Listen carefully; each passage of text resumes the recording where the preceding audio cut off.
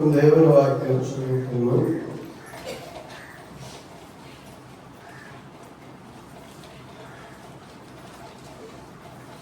కీర్తనాకారుడు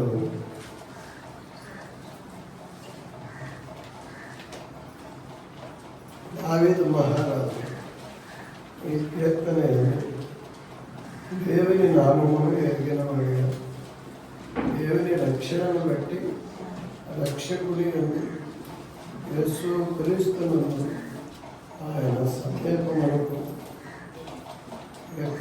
వచ్చిన అనుభవంలో ఆయన మాటలను ఉపదేశము ఆయన జీవితంలో అనుసరించి తాను నడుచుకొనుచున్న జీవిత అనుభవంలోనే దేవుని ఇష్టడుగా, దేవుని రాజ్యములో అర్హుడుగా నిలుచున్నట్టు దేవునికి కృతజ్ఞతాస్తుతులు చెల్లించుతున్నట్లు దేవుని వాక్యము చూడగలం. అందుకే దేవుని యొక్క దాసుడు ఆయన మాట్లాడుతున్నాడు.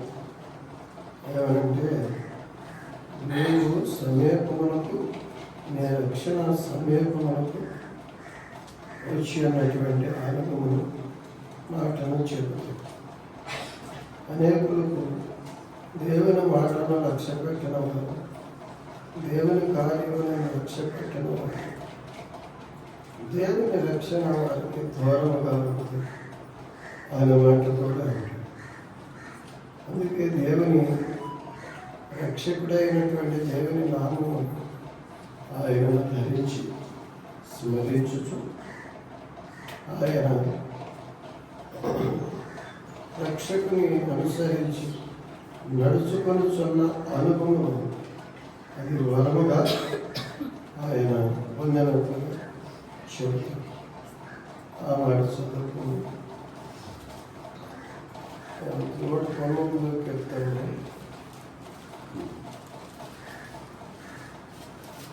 54, 57, 56 వచ్చిన యాత్రికుడు నేను నా బసలో పాటలు పాడటకు నీ కట్టడలు హేతువులని రాత్రి వేళ నీ నామము స్మరణ చేయుచున్నాను. నీ ధర్మశాస్త్రమును అనుసరించి నడుచుకోవచ్చు. నీ ఉపదేశమును అనుసరించి నడుచుకొనుచున్నాను. ఇదే నాకు వరముగా, ఏది వరము? ఆయన నామము,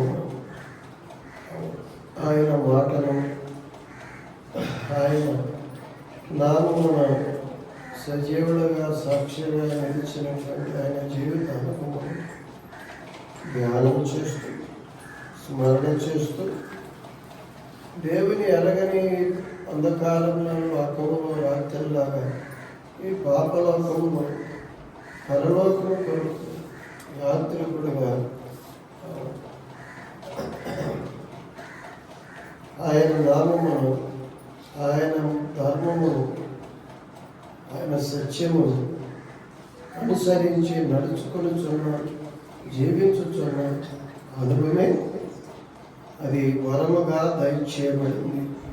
రక్షణగా రక్షకుడైన క్రీస్తు యేసు. దేవుని యొక్క నామము కృపావరము, రక్షకుడు. యేసు అంటే ఏంటి? రక్షకుడు. క్రీస్తు అంటే పంపబడిన వాడు. పరిశుద్ధ ఆత్మ దేవుని పరలోకము నుండి పంపబడి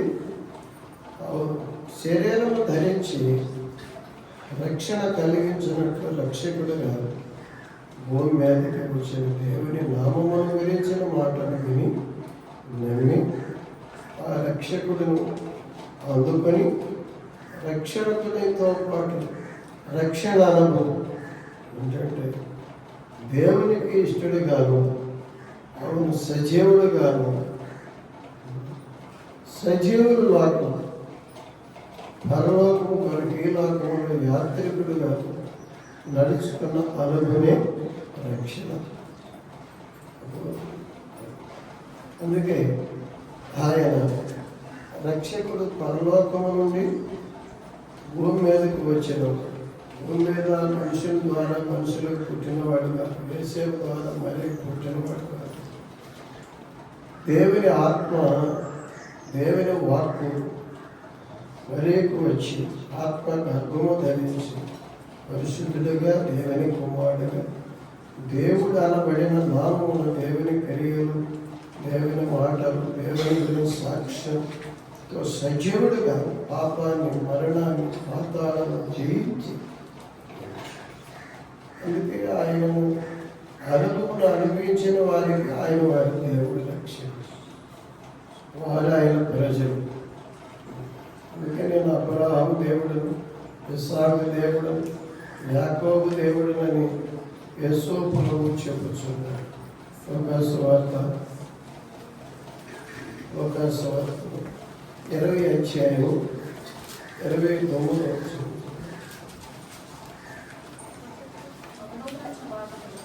పదను గురించిన భాగంలో ప్రభు అబ్రహాము దేవుడని, ఇస్సాకు దేవుడని, యాకోబు దేవుడని చెప్పుచు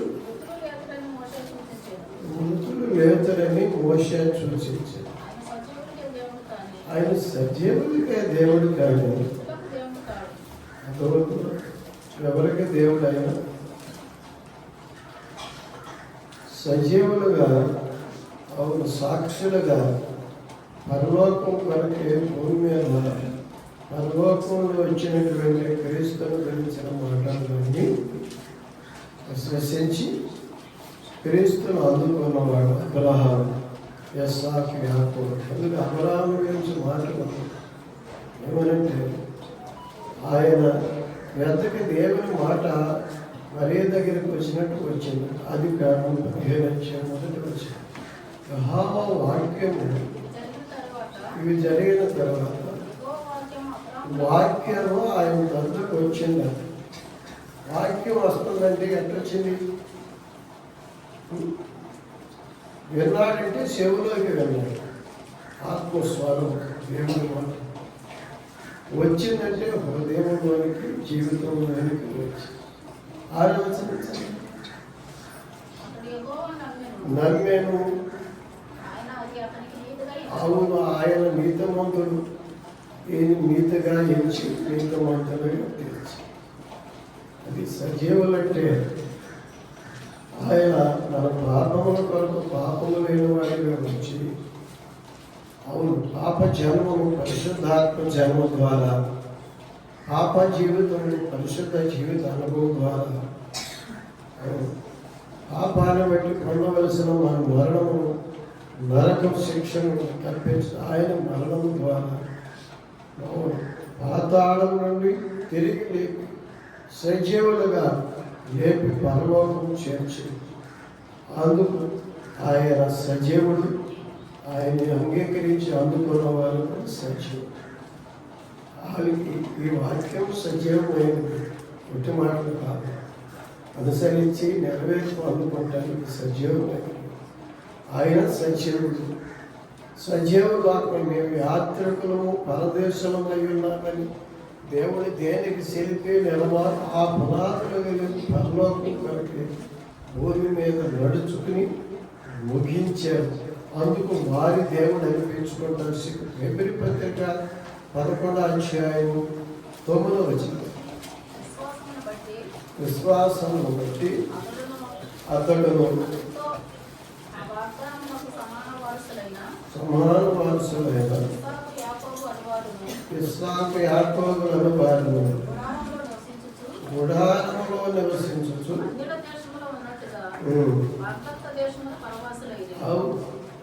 దేవుడు వాగ్దానం చేసి దేశం ఇస్తానని కళాల దేశంలో అన్ని జాతులు నిలబెట్టి పాలు తేని దేశం ఇచ్చిన అక్కడ కూడా గుడారం వేసుకుని ఇది నిత్యమైనది కాదు, ఎక్కడ దేవుని నిబంధన కలిగిన దేశంలో నిబంధనకు వారసుడైనటువంటి వాడిగా జీవించడానికి అబ్రాహాము సంతానం ప్రజలు అక్కడ నివసించి దేనికి శిల్పి నిర్మాణుడైన పునాది కలిగిన పట్టణం ఏది చెప్పండి. ఇక్కడ ఎంతో లోతుగా పునాది వేసి ఎన్నో 100 అడుగులు వేసి 100 అడుగులు ఎత్తు కట్టిన బిల్డింగులు పడిపోతాయి, కూలిపోతాయి, భూకంపం వచ్చిన. ఇది నిత్యమైన పునాది ఇల్లు. జీవితాన్ని ఎవరికి లేవు. పరలోకములోకి నిత్యము జీవించడానికి పునాది కలిగిన వాడు ప్రభు. అందుకే క్రీస్తు యేసు ముఖ్యమైన మూలరాయి ఉండగా క్రీస్తు యేసు మీద కట్టబడిన వారి అవున ఈ పునాది మీద పరలోకము కొరకు నిలబెట్టబడిన పిల్లలు జీవితాలను నిలబెట్టుటకు అందుకు పునాదులు కలిగిన నిత్యము నిలిచేటువంటి యొక్క పట్టణము రాజ్యము అని చెప్పి అందుకు మేము యాత్రికులము పరదేశమయ్యము కనుగొని చెప్తాం. వాగ్దాన ఫలములు అనుభవించకపోయినను దూరము నుండి చూచి వందనము చేసి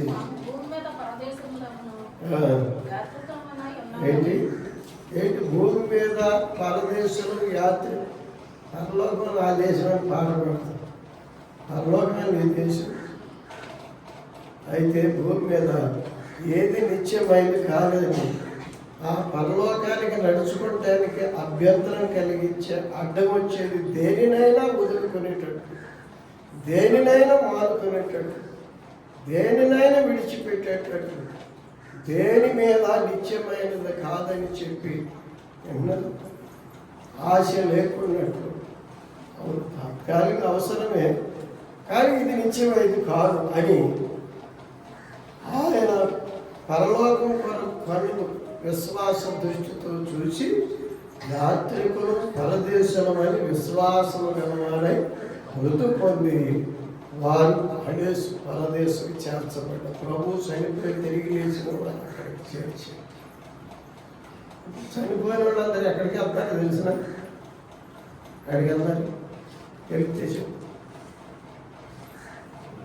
పరలోకంకి వెళ్ళినప్పుడు మరి 3వ రోజు 7వ రోజు 11వ రోజు నువ్వు పలారం పెడితే అక్కడ తింటాకున్నారా? కనుక విశ్వాసం నమ్మకం ఏంటంటే వాడు చనిపోయి తిరిగి దేవుని దగ్గరికి చేర్చబడ్డాడు.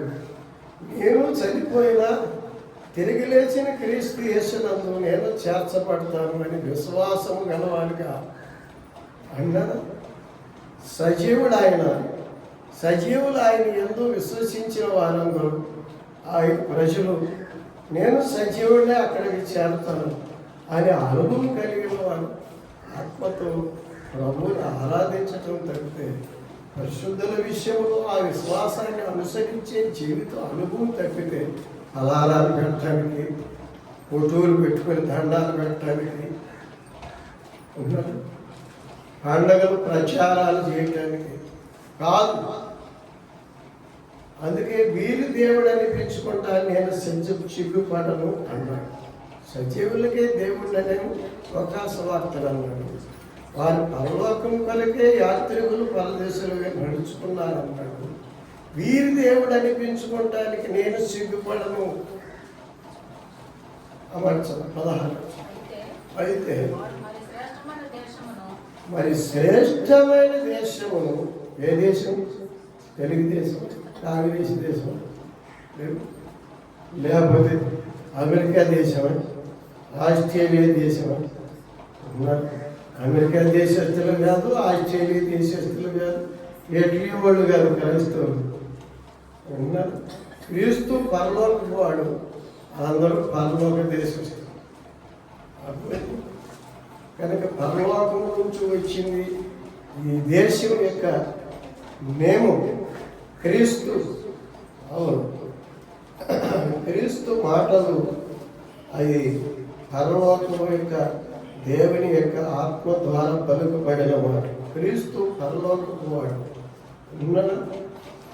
ఆయన యందు విశ్వసించిన వారందరూ భూమి మీద ఆయన నమ్మి విశ్వసించి ఆయన మాటలను శరీరం ధరించిన ఆయన ఆత్మను హృదయంలో జీవితాలను అందుకుని ఎఫెసీ పత్రికలు అదే అంటాడు 3:15 మీరు ఆత్మ బలపరచబడి విశ్వాసము ద్వారా క్రీస్తు మీ హృదయాలలో నివసించినట్లుగా. ఎక్కడ నివసిస్తాడు? అది క్రీస్తుని ధరించుకున్న అనుభవం అంటే. బాప్తిస్మం అంటే ఏంటి? క్రీస్తు యేసును ధరించుకున్నాడు. క్రీస్తు యేసులోనికి బాప్తిస్మం పొందని మీరందరూ క్రీస్తుని ధరించుకున్నారు అంటే ఆయన మాటలు, ఆయన గుణాలు, ఆయన క్రియలు, ఆయన జీవితం. అవును, ఆయన దేశస్థుడు. ఏ దేశస్థుడు? అమెరికా కాదు, పరలోకము. అందుకే పరలోకము నా దేశమైన పరలోకము. 16 వీరి దేవుడు అనిపించుకుంటానికి సిగ్గుపడేవాడు ఆయన దేవుడుగా. వారు ప్రార్థన దేవుడి దాసులు. తండ్రి, మరణ బంధములు నన్ను చుట్టుకొని పాతాళము నన్ను అరికట్టగలరు. నా ఆత్మ నీ చేతికి అప్పగిస్తున్న నీ చిత్తము చొప్పున నన్ను నడిపించమనగా అప్పుడు దేవదూత వచ్చి, అవును, వారి ఆత్మను పాటలు పాడుకుంటూ పరలోకాన్ని కిరీటం పెట్టి తీసుకెళ్తాం చూసి నాస్తికుడు అన్నారా, నాస్తికుడు నరహంతకుడు ఉరి తీస్తున్నటువంటి వాడు. అవును, ఆ దేశం నాకు అది ఆనందకరమైన మన శరీరాన్ని చెబుతున్నాం, కానీ ఆత్మ నిత్య జీవానికి మాకు కూడా అది కావాలా. నన్ను తీయండైనా ఉరి కిందకు వచ్చాడు. ఆఫ్ఘనిస్తాన్ దేశం మత సాక్షులు రాశారు. విశ్వాసం ఏంటంటే వాడు శరీరాన్ని చంపుతున్నా కానీ ఆత్మ నిత్యానందంలోకి పోతుంది. అది ముఖ్యమైనది, అది కావాలా. కనుక అది చూచి ఉంటే, ఎరిగి ఉంటే, నమ్మి ఉంటే ఏది కావాలా? దేని కొరకు దేన్ని విడవాలా? చెప్పు, దేని కొరకు దేన్ని విడవాలా? మనం ఆరోగ్యం కొరకు, ప్రాణం నిలవటం కొరకు ఏం చేద్దాం? చేసే పనైన మాని నాగలతో నాగలు ఇడిచిపెట్టేసి భోజనం చేస్తారు కదా. మరి దేవుడు ముఖ్యం అన్నప్పుడు, పరలోకం ముఖ్యం అన్నప్పుడు ప్రాణాలకు మూలమైన వాడు ఆయన విషయంలో అన్నీ అక్కడ ఇడిచిపెట్టేసి దేవుని దగ్గర, దేవునికి ఇష్టం కాదు. వీరి దేవుడు అనిపించుకుంటానికి ఆయన సిగ్గు. అది పరదేశం అర్థం. రాజులు కలిగిన వాగ్దాన దేశమైన ఇది నాది కాదని దేవుడు దేనికి శిల్పి నిర్మాణకుడై ఉన్నాడో పునాదులు కలిగిన. కనుక అవసరమైన దాని కొరకు, అత్యవసరమైన దాని కొరకు విన్నారు. అవసరమైన దాన్ని అయినా విడిచిపెట్టి అందుకు అంటే వారు దేవుని కొరకే, దేవుని యొక్క నామమున ధరించి వెంబడించి ఉన్నారు. అందుకే ఆయన అంటున్నారు, ఇదే నాకు వరముగా దయచేయబడింది. ఏది వరం? మతం తీసుకోవటం, పేరు మార్చుకోవటం విన్నారు. క్రమంగా మత సిద్ధాంతాలకు కలిగి ఉండటం కాదు. అది కాదు, ఆయన చెప్పినటువంటి మాటను అనుసరించి నడుచుకున్నట్లుగా ఇది నాకు వరముగా దయచేయబడింది అన్నట్టు. మళ్ళీ చదువు 19వ కీర్తన. నీ ఉపదేశమును అనుసరించి నడుచుకునిచున్నాను. పాపము వచ్చి జీతం మరణం. పాపం అంటే ఏంటి? ఆయన మాట నమ్మి లేక అతిక్రమించడమే పాపం. ఆజ్ఞ అతిక్రమమే. కనుక వరం రక్షణ అంటే ఏంటి? గైకొనటమే. ఏది గైకొనటం? ఎలా గైకొనటం? ఆయన పిలిచినప్పుడు, ఆయన చెప్పినప్పుడు, ఆయనతో లేకుండా నీ వాక్యాలను ఏ వాక్యం గైకొని. నేను త్రావ విడిచి నడిచి తిని, అయితే ఆయన నన్ను చేయి పట్టుకుని తన ఆజ్ఞల మార్గమును నన్ను పరిగెత్తనిచ్చాడు. దావీదు మహారాజు, నేను ఏది చేయలేకపోయాను, మనం ఏది చేయలేకపోయాము, ఏ ధర్మమును నెరవేర్చలేకపోయాము, ఆయన వచ్చి నెరవేర్చి ఆ మనలో నెరవేర్పు కొరకు బలి అయిపోయాడు. రామపత్రిక 8:3 రామపత్రిక. మనం శరీరమును అనుసరించగా శరీర అవసరాలు, శరీరాశలు, శరీరులను అనుసరించకుండా ఆత్మ సంబంధమైన దేవుని అనుసరించి, ఆయన నామమును అనుసరించి దేవునికి, అవును మన ఆత్మ దేవుని సన్నిధికి చాలా, అందుకు ఆత్మను అనుసరించే ఆత్మ సంబంధం అనుసరించి నడుచుకోవటానికి ఈ ఆలయంలోకి వచ్చింది. అందుకేనా పనులు మానుకొని ఇల్లు విడిచిపెట్టేసి దేవుని దగ్గర కనుక ఆత్మ సంబంధమైనది ముఖ్యమైనది. ఆత్మను అనుసరించి నడుచుకున్న మన యందు అవును ఆ ధర్మశాస్త్ర సంబంధమైన నీతి విధి నెరవేర్చబడవలనని పాప పరిహారం నిమిత్తము దేవుడు తన సొంత కుమారుని పంపించి మన పాపములకు ఆయన శిక్ష అనుభవించాడు. ఆయన శరీరము ఎందుకు? మన శరీరము పాపములకు శిక్షకు తగిందైతే, అవును ఆయన శరీరమందు శిక్ష అనుభవించి ఆ శిక్ష నుండి తప్పించి జయించి మనకు జయించి ఆ విధి మన యందు నెరవేర్చబడాలి. కనుక మనం నడుచుకోలేము, ఆయన మనం నడిపించేవాడు, చేయబట్టు.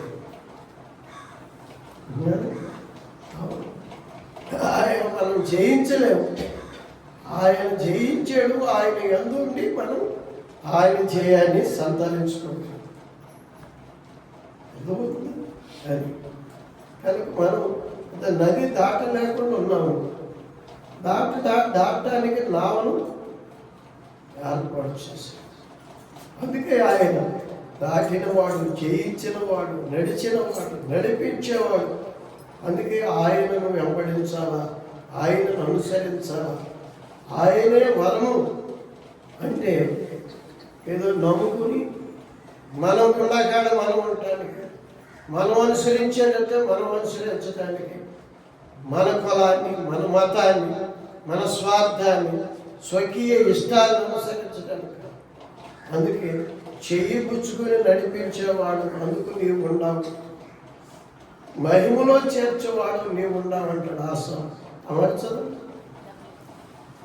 73వ కీర్తన 22వ వచనం. తెలివిలేని పశుప్రాయుడు అంటే పశువులకు ఆత్మ ఉండదు, వాటికి ప్రాణాలు. అందుకే అవి చచ్చిపోయి పరలోకానికి వెళ్ళడం, మట్టిలో కలిసిపోయి. అవన్నీ మనుషులకు ఆహారం కొరకు ఇచ్చాడు.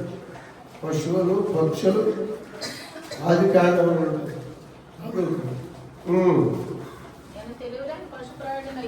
పశుప్రాయుడైతేనే, అవును ఆత్మ లేని వాడునైతే అయినను నీ దగ్గరే ఉన్నానయ్యా, నా ఆత్మను నీ చేతికి అప్పగిస్తున్నానయ్యా అంటున్నాడు. కుడి చేయాలి, కుడి చేయండి. ఈ శరీరం కాదు, వస్త్రం కంటే దేహము, దేహం కంటే ప్రాణము, ఒకదానికంటే ఒకటి ఆత్మ ఎక్కువైంది. ఆత్మ లేకపోతే ఈ శరీరానికి మహిమ లేదు. ఆత్మ కుడి ముఖ్యమైనది. అది ఆత్మను పట్టుకుని కుడి చేయిని పట్టుకున్నాడంట నడిపించేవాడు అయ్యాడు. అవును కదా, నీ ఆత్మ బుద్ధి ఏది చేయాలనిపిస్తే శరీరం అది చేస్తుంది, అంతేనా? శరీరం నడిపిస్తుంది ఆత్మ, ఆత్మ నడిపిస్తుంది శరీరమే నడిపిస్తుంది మనం. అందుకే ఆత్మ సంబంధమైన క్రీస్తు ఆత్మను పట్టుకుని ఆత్మ సంబంధం నెరవేర్చిన ఆయనలో నెరవేర్చే అనుకునే వరం అంటే రక్షణ వరం అంటే మనం మాట్లాడకపోతున్నాం, ఆ మాట్లాడగలిగి నడుచుకోలేకపోతే చేయలేకపోతే చేయగలిగిన మనం పిరికి వారమై ఓడిపో సైతానికి. అవును, ఆయనను ధరించి చేయు సైతాన్ని ఆయన ధరించి. అందుకే నాలాభం దయ్యాల వల్ల రోగులు బాగు జీవితం కొత్త భాషలో మాట్లాడు. నేను జీవించినట్లు నేను జయించినట్లు జయించే వారు నేను స్థలంలో తీసుకుని వెళ్తాను. అందుకే చెయ్యవచ్చుకుని నడిపించేవాడు తర్వాత మహిమలో వచ్చే నీవు నాకుండగా ఎవరున్నారు? నీవు నాకుండగా ఏంటి లోకము ఏది నాకు ఎవరు నాకు అక్కర్లేదు. దేవుని విషయం కాడికి వచ్చినప్పుడు ఎవరినో అడిగి ఎవరిష్టానుసారంగా దేవుని సేవించడం కాదు, వ్యక్తిగత విషయం. ఎందుకంటే ఈ ప్రాణమును కాపాడటానికి దేవుడు ముఖ్యం. అందరూ దేవుడిని అనుసరించవలసింది. శరీర రీతిగా అంటే పెద్దలు, గురువులు ఉన్నారు, యజమానులు, రాజులు, అధికారులు ఇవి ఉన్నారు. శరీరకంగా ఈ లోకముల మర్యాదలు అన్ని విషయం. ఆత్మ విషయం కాదు, దేవుని విషయం కాడికి వచ్చేప్పటి వ్యక్తిగతమైన అది ఎక్కువైంది. అందుకే దేవుడు ఆయన పిల్లడిగా రాదు,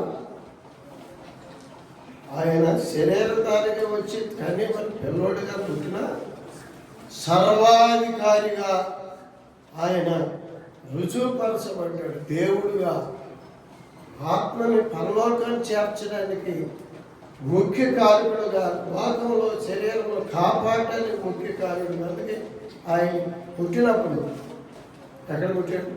బెత్లెహేములో పుట్టి తొట్టిలో పండుకోబెట్టి ఇంటిలో చేర్చి ఇంటిలో జ్ఞానుల చేత ఆరాధించబడి ఆయన యెరూషలేము దేవాలయంలో తీసుకొచ్చినప్పుడు సీమోను ప్రవక్త ఈ మాట అంటాడు. ఆ ప్రవక్త ఎత్తుకుని నాథా సత్యస్వరూపి పరిశుద్ధుడా సమాధానంతో నీ దాసుని పాలించుచున్నావు అంటాడు. 4వ అధ్యాయం చదవండి.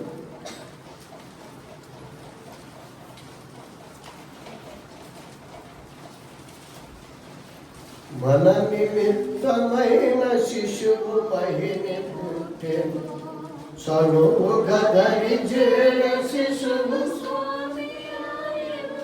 కనువు రక్షణను ధరింపగెను కదీయలు వినయాభూషణులకు వేళవచ్చెను, వినయాభూషణులకు వేళవచ్చెను. 2వ అధ్యాయం 26వ వచనం. అతడు ఇంకా 25వ వచనం. యెరూషలేములో సిమియోను ఒక మనుషుడు ఉండేను. అతడు నీతిమంతుడు భక్తిపరుడై ఉండి ఇశ్రాయేలు రక్షణ కొరకే అందరూ ఎప్పుడు ఎలాగ రక్షణ పొందుతారు, ఆ రక్షకుడు ఎప్పుడు దర్శనమిచ్చి అందరి కొరకి రక్షణ విమోచన కార్యం చేస్తాడని ఎదురు చూస్తూ దేవుడు ఆత్మ వలన నువ్వు సావు అని చెప్పి ఆయుష్ పొందాడంటే 120 సంవత్సరాలు అయ్యాడు ముసలోడే. కానీ ఆత్మవశుడై ఆత్మ బలంతో ఆలయంలోకి వచ్చి కూర్చున్నాడు. ఎందుకు? ఈ ఆలయానికి ఆ రక్షకుడు ఇశ్రాయేలుకు నిరీక్షణకు ఆధారమైనటువంటి రక్షణిస్తానికి రక్షకుడు ఉంటాడు. తీసుకుని వస్తా రాబడుతున్నాడండి. ఎరిగిన వాడి చదవండి. పరిశుద్ధాత్మ అతని మీద ఉండేను. ప్రభు యొక్క క్రీస్తును చూడకమునకు అవును ఆత్మ చేత నీవు సావు నన్ను చూసే వరకు నేను శరీరధారిగా వస్తూ చూస్తాం. అందరూ రక్షణ పొందుతారని నేను రక్షకుని గురించి చెప్పాను. అందరికీ నిరీక్షణకు ఆధారమైన రక్షణగా నన్ను చూసి అందిస్తామనే పలికి అందిస్తా. దేవుడు లోకములో పుట్టినప్పుడు ఉన్నారు. అందుకున్నది ఎందుకంటే అనేకులకు అందించడం మరియా ఆమె అందుకుంది. అందుకున్నాక అనేకులకు అందించడం కాపాడుకుంది. గర్భఫలం కన్యక గర్భం ధరించిందని రాళ్ళను కొట్టి చంపాల యూదులు ధర్మశాస్త్ర ప్రకారం. అందుకు నింద భరిస్తూ అవమానం భరిస్తూ దూరమునికి వెళ్ళి పడసీమలో ఉన్నటువంటి ఎలిజబెత్ దగ్గరికి వెళ్ళి అక్కడ ఉండి ఆమె అన్నీ భరిస్తూ రక్షకుడిని అందుకున్న రక్షణ కాపాడుకుని అనేకులకి అందించే వరకు నిలిచి ఉంది. చాలా రక్షణ పొందేమంటున్నారు. ఆ రక్షకుడిని పొందిన అనుభవం కాపాడుకుని ఇంటి రక్షకుడు అనేకుల రక్షణ కొరకు అందించే అనుభవం లేదు అందరికి. ఈ లోపలే దారిపోయి లోకంలో పోయి పాపంలో పోయి శరీరంలో పోయి పోగొట్టుకున్నాను రక్షణ పోగొట్టుకున్నాను కోల్పోయిన అనుభవం అనుకుంటున్నాను. అదా కాదు. అందుకే నీవు ఇశ్రాయేలు కొరకు అందించే వరకు నీవు కనుగొనే వరకు సావు అనే ఆత్మ వలన అవును ప్రకటించబడి ఆయుష్ పొంది ఆత్మవశుడై ఆలయంలోకి వచ్చాడు. ఇప్పుడు చదువు దేవాలయంలోకి వచ్చాడు.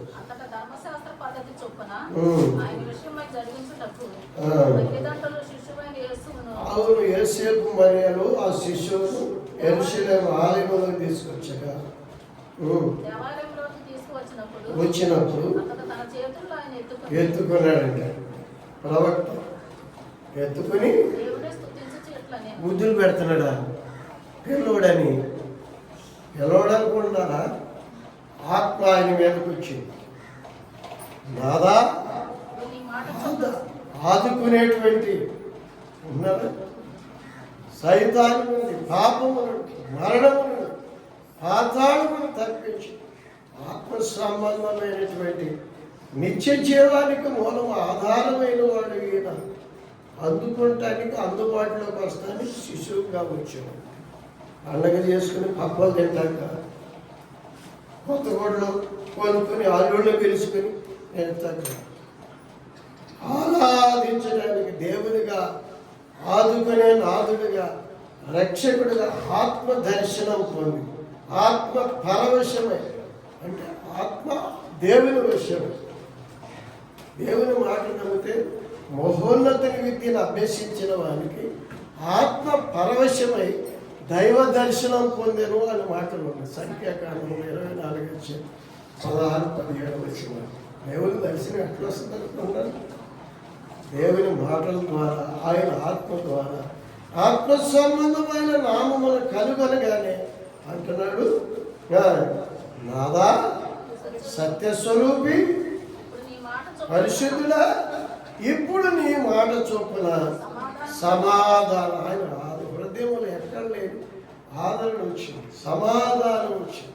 ఏంటంటే సమాధానం ఇప్పుడు నేను దేవుని దగ్గరికి పోతా, పరలోకానికి పోతా, ఇప్పుడు నేను సరిపో. అదే పౌలు గారు అంటాడు. పౌలు గారు ఏమంటాడంటే నా మట్టుకైతే బ్రతుకులో క్రీస్తే రక్షకుని ధరించేనే. క్రీస్తు యేసుతో చనిపోతే, క్రీస్తు యేసుతో పాతి పెట్టబడితే, నిద్రిస్తే, క్రీస్తు యేసుతో పాటు లేపబడి క్రీస్తు యేసు రాజ్యంలో. అలాగే యేసు ప్రభు చనిపోయినప్పుడు ఉన్నాడు.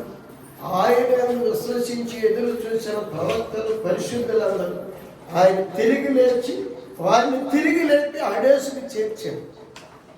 సజీవుడు దొంగకూడని నీ రాజ్యంలో నన్ను జ్ఞాపకం నేడే నువ్వు నాతో పడని ఆనాడే ఆయనని అవును చేర్చాడు.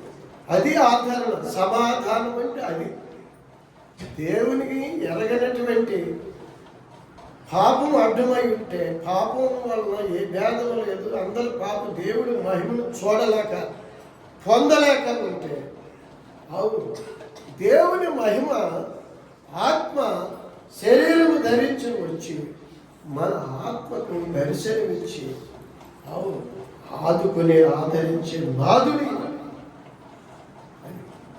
అందుకే హాయ్ శిశువు అనుకుని చెప్పి ధరించారగా స్వామి అయ్యాడు. వాళ్ళు స్వామి అంటే నల్లగుడ్లు వేసుకునే స్వాములు కాదు, లెంట దినాలకు వేసుకుంటారు చూడు క్రైస్తవ స్వాములు. అట్లా కాదు, ఆ స్వాముల స్వాములు కాదు, దేవుడు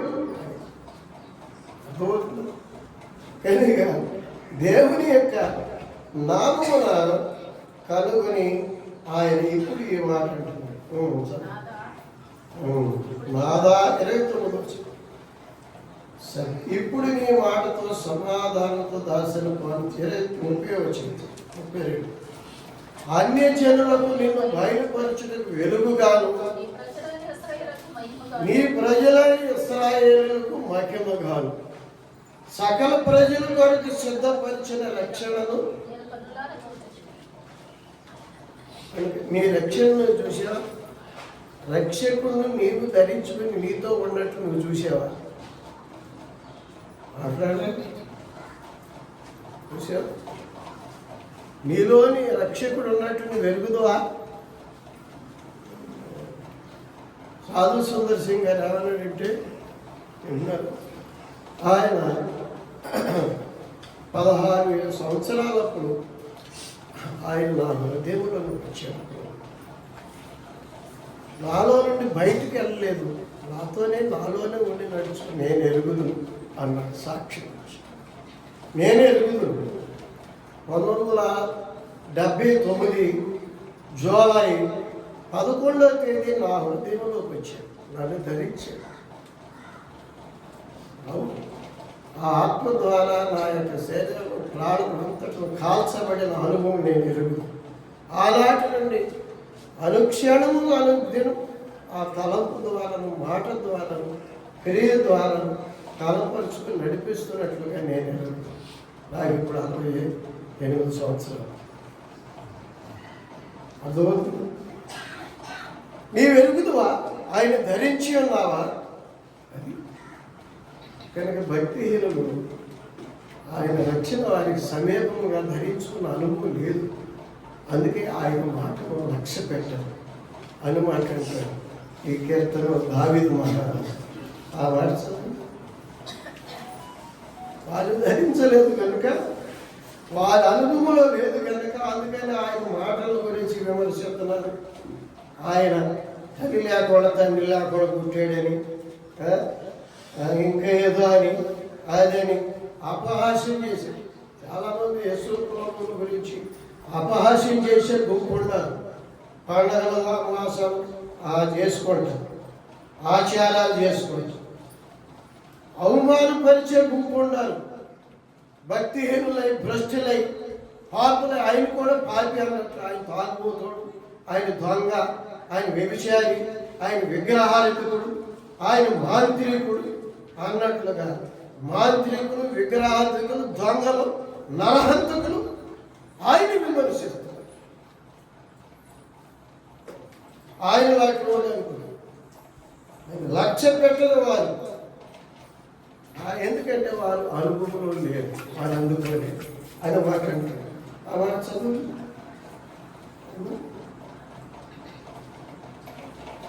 119వ కీర్తనలో 165 వచ్చిన చదవండి. భక్తిహీనులు 165 వచ్చిన.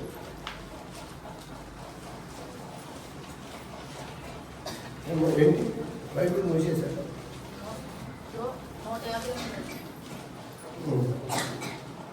158 వచ్చిన. అది కాదు, 155 వచ్చిన. భక్తిహీనులు నీ కట్టడాలను వెతకటలేదు గనుక రక్షణ వారికి. అర్థమవుతుంది? ఆయన పరిశుద్ధ దేవుడు అంటే పరిశుద్ధుడు, నేను పరిశుద్ధంగా జీవించాలా అని లేదు. దేవుడు అంటే పరిశుద్ధుడు. దేవతలంటే అపవిత్రమైనటువంటి దేవతలని, రాజులు, ప్రభువులు అందరూ అపవిత్రులే, కాదంటే. దేవుడు అంటే ఆయన పరిశుద్ధుడు కనుక పరిశుద్ధుడి కాగాలని కోరితే పరిశుద్ధ ఆత్మ శరీరం ధరించిన ప్రభు రక్షణ కనుగొంటారు. అందుకే ఆయన సమీపంలోకి వచ్చిన అనుభవంలోనే ఆయన కృతజ్ఞత దేవుడిగా ఆరాధిస్తారు, సర్వభౌముడిగా. అవును, అధికారులకు అధికారి, రాజులకు రాజు, ప్రభువులు ప్రభు, దేవాదేవుడు ఆరాధించడమే అనుభవం, ఆరాధన అనుభవం. పిల్లోళ్ళలాగా ఏదో లాలి పాట పాడతాం కాదు, లాలి అనుకోండి మొదలెడతారు. అందుకే ఆయన ఆసాపు రాజు కూడా ఆ మాట అంటాడు, 75వ కీర్తన 1వ వచనం చదవండి. దేవా, మేము నీకు కృతజ్ఞతాస్తుతులు చెల్లించుతున్నాము. ఎట్లున్నాడు? సమీపముగా. అది సమీపం, అది సమాధానం. సమీపం ఉన్న దేవుడు నీ తల్లి, నీ తండ్రి మాట్లాడలేదు. బిడ్డ తల్లి చక్కలు ఎత్తుకున్నప్పుడు బిడ్డకి సంసారం చేసాడు, నాకు బిడ్డ అంటాడు. ఆయన నా మాట ఏంటాడు? ఈ బిడ్డ అంటాడు, ఆ తల్లి పక్షపాతం కలిగింది, ఆ కొడుకు ఇచ్చింది, ఈ కొడుకు ఇచ్చింది, ఈ కూతురికి ఇచ్చింది, ఈ కూతురు తీసుకుంది. ఎవడు సమీపం లేదు. బంధువుడన్నా, ఆ బంధువుడన్నా వాడి పార్టీని బట్టి ఏమి చంపుతాయి చూడుతున్నాడు. అర్థమవుతుందా? సమీపము కంటే సమీప బాంధవుడు, ప్రాణప్రియుడు, సారిన ఏవైపు నిరంతరమును మనకి ఆపత్ బంధువుడు, ప్రాణప్రియుడు. స్నేహితుడు, ప్రాణప్రియుడు,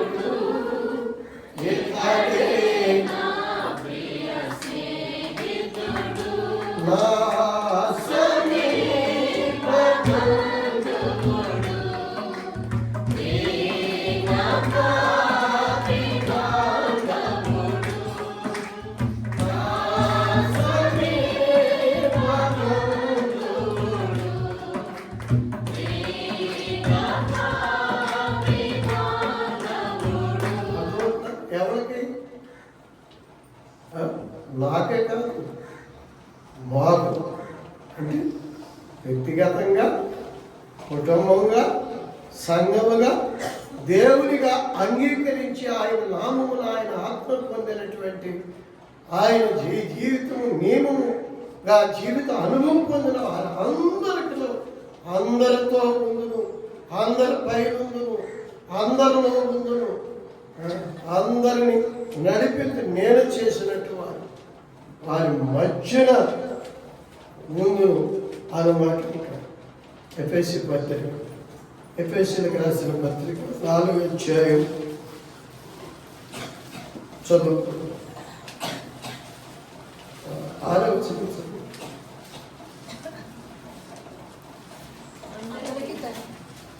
చదువు. తండ్రి అయిన దేవుడు అక్కడే, ఆయన అందరికి పైన, అందరి పైన సృష్టికర్త, ఆధునికర్త, సార్వభౌముడు, ఆయన నడిపించేవాడు, ఉనికికి ఆధారమైన వాడు ఉన్నారు. ఒక అధికారం ఉన్నాడనుకో, ఈ ఊరికి, లేకపోతే ఈ రాష్ట్రానికి, ఈ దేశానికి, ప్రపంచానికి, అందరికి, సృష్టికి అంతటికి, సముద్రాన్ని, జలశరాన్ని, పక్షుల్ని, గాలి, వర్షం అన్ని స్వాధీనం నడిపించగలిగినప్పుడు ఎవడైనా ఉన్నాడా? దేవుడు అక్కడే, ఆయన అందరికి పైన ఉన్నాడు. ఎలాగా? అందరిలో ఉండి వ్యాపించుచున్నాడు. ఉన్నాడు. అది సంగమన విషయం. అందరిలో ఉన్నాడు. అయితే మనలో ప్రతి వారికి క్రీస్తు అనుగ్రహించు వరమును పరిమాణం చొప్పున. అవును, అందరూ శరీరం ఉంది, అవయవాలు అనేకమైన, చేతులు, కాళ్ళు, చెవులు, ముక్కు, నోరు, ఈ కళ్ళు, ఈ అవయవాలు ఉన్నాయి. దేని పని అది చేస్తుంది. పొట్ట కూడా పొట్ట పని పొట్ట చేస్తుంది. కానీ అందరిలో ప్రవహించే రక్తము ఒకటే. అందుకే అంటాడు, వాక్యం ఒకటే, బాప్తిస్మం ఒకటే, రక్షకుడు ఒక్కడే, దేవుడు ఒక్కడే, వారి అందరిలో ఉన్న ఆత్మ జీవము ఒకటి, అందరిలో వ్యాపించి విధమైన వరములు కలిగి ఉన్న పని ఎవరి పని వాళ్ళు కలిగి ఉన్న సంఘములో దేవుడు నివసించి అందరి పైన అందరిలోను అందరితో ఉండి ఆయన చేయించున్నట్లుగా, అవును ఆయన చేసినట్లుగా శరీరానికి వచ్చి ఆ సంఘము ద్వారా ఆ కార్యాలు జరిగిస్తాడు. అన్ని కార్యాలు జరిగిస్తున్నాడు మన సంఘం.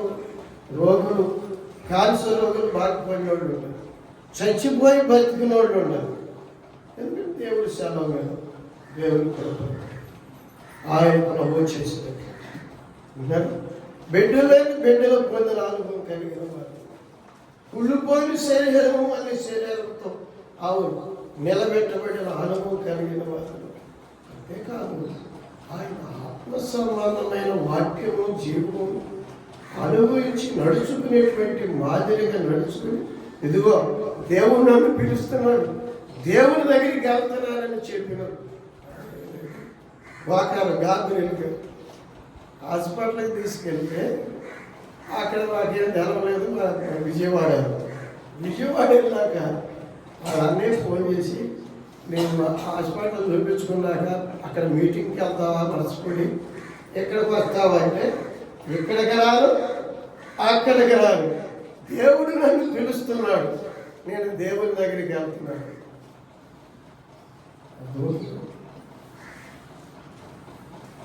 పిలిచి నడిపించుచున్న అనుభవం నీకుందా?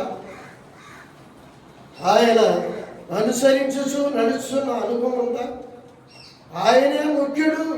నేను పశువు ప్రాయుడై నా ఇష్టానుసారంగా పశువుకు మెడలో పలిపేస్తే ఎవడు పలిపేసి లాగితాటి వెళ్ళిపోయినట్టుగా నేను వెళ్ళిపోయి, ఇప్పుడు ఆత్మ సంబంధమైన ఆయన నన్ను పట్టుకుని నడిపించేవాడు, మహిమలో చేర్చేవాడు అనుభవం నేను కలిగి ఉన్నాను. అది అందుకే అట్టి సమీపములకు వచ్చిన అనుభవం, అవును సమీప బాంధవు ప్రాణప్రియుడు ఈయన. అందుకే ఆయనకే నేను కృతజ్ఞుడు. ఆయన మాట వినటానికి, ఆయన చిత్తము నెరవేర్చడానికి, ఆయన పిలిచితే ఆయన దగ్గరికి మహిమలో చేర్చడానికి ఆయన చేపిస్తే ఏ కార్యమని ఎవరింటికి ఎవరినైనా దేవుని దగ్గరికి నడిపించడానికి అది అనుభవం. అందుకే చివరి ఒక మాట చదివి మనం ఆరాధన చేసుకుంటాం. చాలా సమయమైంది. రోమిలకు రాసిన పత్రికలో అపోస్తలుడైన పౌలు గారు అంటారు, ఆయన ప్రభుత్వం యూదుల్లోనూ ఇశ్రాయేలులోను పితరులను ఇంకా అనేజనులైన అందరిలోనూ పుట్టినట్టు అందరికి పైన ఉండి ఆయన సర్వాధికారి, దేవునికి స్తోత్రమని ఆయన సర్వాధికారిగా కృతజ్ఞతాస్తుతి చెల్లిస్తున్న అనుభవం చెప్పినట్టుగా ఉంది.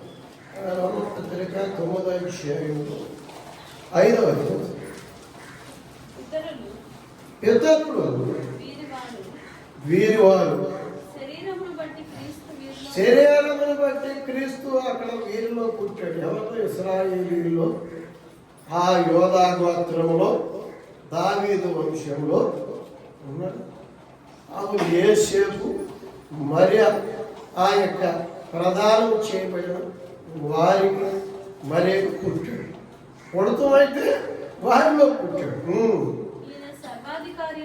అయితే ఈయన పునరుద్ధరణ సజీవుడై ఆత్మ సంబంధమైన దేవుడు కన్యమరీ గర్భంలో జన్మించిన పరిశుద్ధుడుగా దేవుడు ఆత్మ కార్యాలు చేసి అందరికీ, రోగులకి వైద్యులకు, పాపులకు రక్షకుడు, సర్వకార్యాలు చేసి సకల ప్రజలకు దేవుడుగా, దేవుని నామమును అవును నిజముగా ఆయన దేవుని కుమారుడు, పరలోకపు రాజు అని ఒప్పింపజేసి యూదులకు రాజు బైబిల్ రాశాడు. అవును ఎవరు పేరు పిలాతు గవర్నర్ సిలువకి అప్పగించాలని యూదులు కేక వేస్తున్నాడు. ఈయన ఏంది ఏ నేరం లేదు అని చెప్పి, నిన్ను గురించి నువ్వేం చెప్పుకుంటావు, నువ్వు రాజువా, యూదులకు రాజువా అంటే అవును రాజునే, కానీ నేను ఈ లోక సంబంధమైన రాజ్యానికి ఇవ్వటానికి కాదు, నేను పరలోకపు రాజు అనగానే అందుకు ఆ మాట ఆయన రాజులకు రాజు, పరలోకపు రాజు, ఆయన సర్వాధికారి, సర్వ సృష్టికి ఆది సంభూతుడై ఉన్నటువంటి వాడు, కలుగు చేసిన వాడు ఆయనే. ఆయన శరీరధారిగా వచ్చి ఆయన సమస్త సృష్టిని, సర్వ ప్రజలు శాపగ్రస్తుని రక్షించి విమోచన క్రయమిచ్చి విడిపించి, అవును మళ్ళీ సర్వానికి ఆది సంభూతుడిగా, అంటే ఆది అయిన వాడుగా, అవును అంతమైపోయిన దాన్ని మళ్ళీ తిరిగి అనంతుడుగా, ఆది అంతరహితుడుగా, సర్వభౌముడుగా ఆయన నిలిచి, అందుకు ఆయనకు కృతజ్ఞతాస్తుతులు. ఎవరికి చెప్పండి? ఆరాధనకు యోగ్యుడు, పూజనీయుడు, స్తోత్రార్హుడు, రక్షించడానికి సమర్థుడు ఆయన. మనకి ఆపద్బాంధుడుగా ఆయన నామమును వచ్చి ఆయన చేసిన కార్యమును బట్టి ఆయన సమీపంలోనికి వచ్చి ఉన్నాడు, నాలోనికి వచ్చి ఉన్నాడు అని అనుభవం కలిగి మనం ఆరాధన చేద్దాం, అర్పించుకుందాం. ఆయన అవును అందించుదాం. అందుకున్న వారు అందించుతా వచ్చారు. పౌలు అవును మతనాయకుడు అయ్యండి ఉన్నారు.